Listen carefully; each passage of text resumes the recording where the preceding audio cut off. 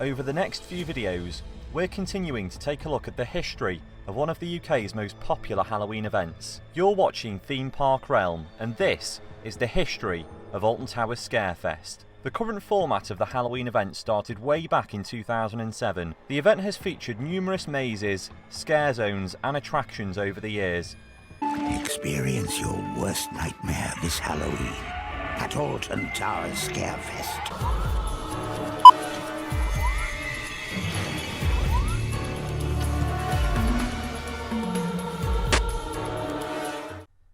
Halloween has been celebrated at Alton Towers for many seasons. It was around the early 2000s that the park first started experimenting with Halloween attractions. Prior to 2002, the main attractions for Halloween at Alton Towers were simply shows, some of which took place inside the park's indoor ice rink attraction. Since then, the park has expanded the event massively, and it's now secured itself a place at the end of each season.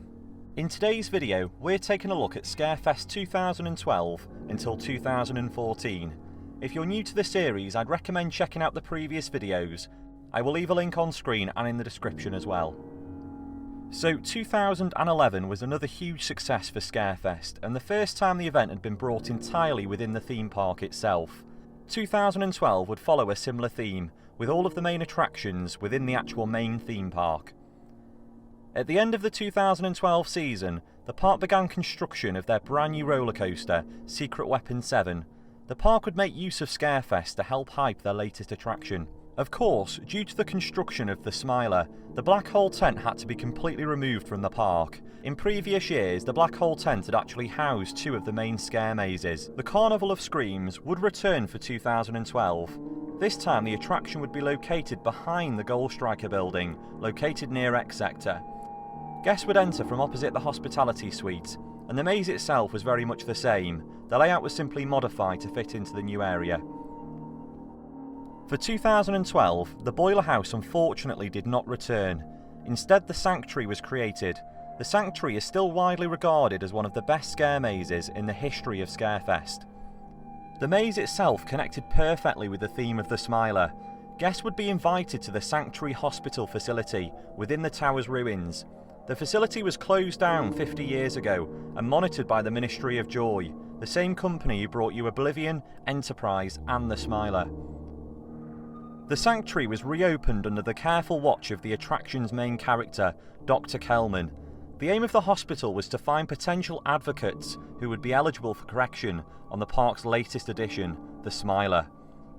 Meanwhile, inside the tower's ruins, Terror of the Towers What Lies Within also returned. The vampires had once again awoken and were seeking brand new flesh to feast upon if anyone dared follow in the footsteps of the two urban explorers. Throughout the park, the zombie scare zone also returned. This was however relocated to a pathway by Dark Forest. The zombie scare zone and Terror of the Towers What Lies Within were both free attractions as they had been in previous years. Franklin's Freaky Farm also returned and was again located within the Storybook Land area of the resort. The stage also returned as well, featuring Patch's Trick or Treat Party. Over in the hotel area of the resort's brand new scare room attraction, the Oltonville Motel opened, with warning of an oncoming army of scarecrows, two secretive motel owners, and a mysterious sheriff, a perfect combination for a spooky night stay. The Trick or Treat rooms also returned for a more family-friendly offering. So 2012 was another hugely successful Scarefest. The Sanctuary was extremely popular amongst guests and set the perfect backstory for the park's latest development. Around the park, smiley faces also started to appear, hinting towards the park's newest addition. 2013 was a big year for Alton Towers. After months of delays, the Smiler, their biggest ever roller coaster, opened, and it was hugely popular. The Sanctuary actually returned for 2013, and the maze had actually already been operating earlier that year in March, helping build the hype for the new coaster. The Sanctuary was very much the same as it had been in previous years. There was of course some new references to the Smiler, which couldn't be included in the previous year. Terror of the Towers What Lies Within also returned for 2013. The Urban Explorer theme was kept, and guests were dared to follow in their footsteps. A brand new offering for 2013 was an extreme scare maze experience.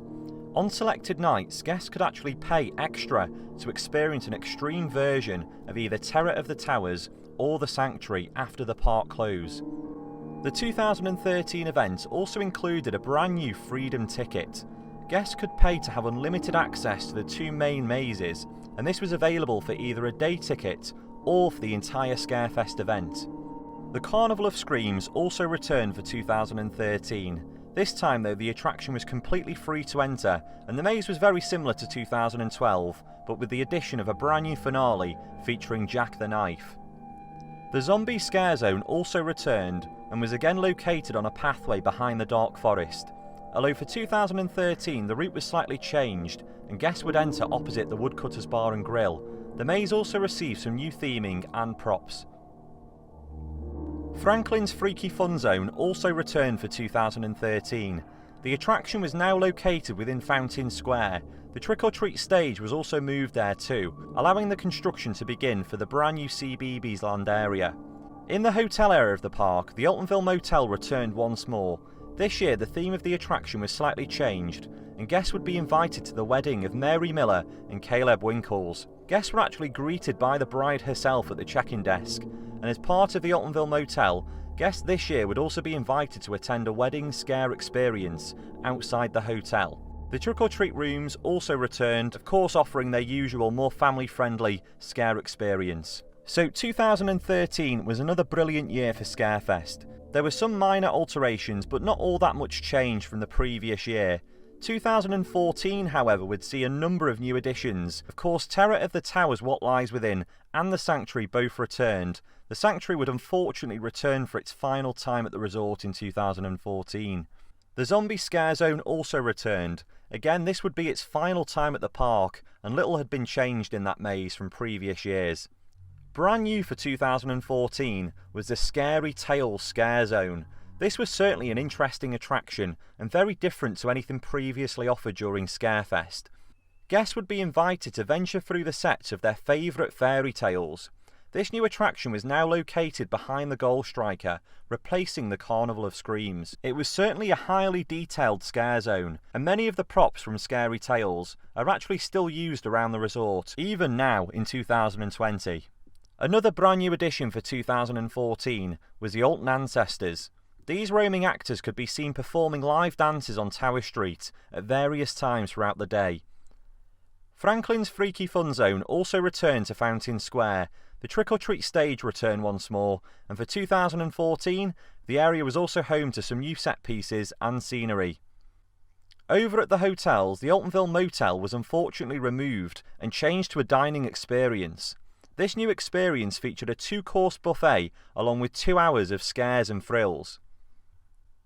For the first time at the resort in 2014, guests were offered the opportunity to stay the night inside the Gothic ruins themselves. The Alton Towers Ultimate Sleepover would lead guests on a ghost hunt with a twist. So that's the complete Scarefest history from 2012 up until 2014. It's actually quite interesting as the amount of change during this period was quite large.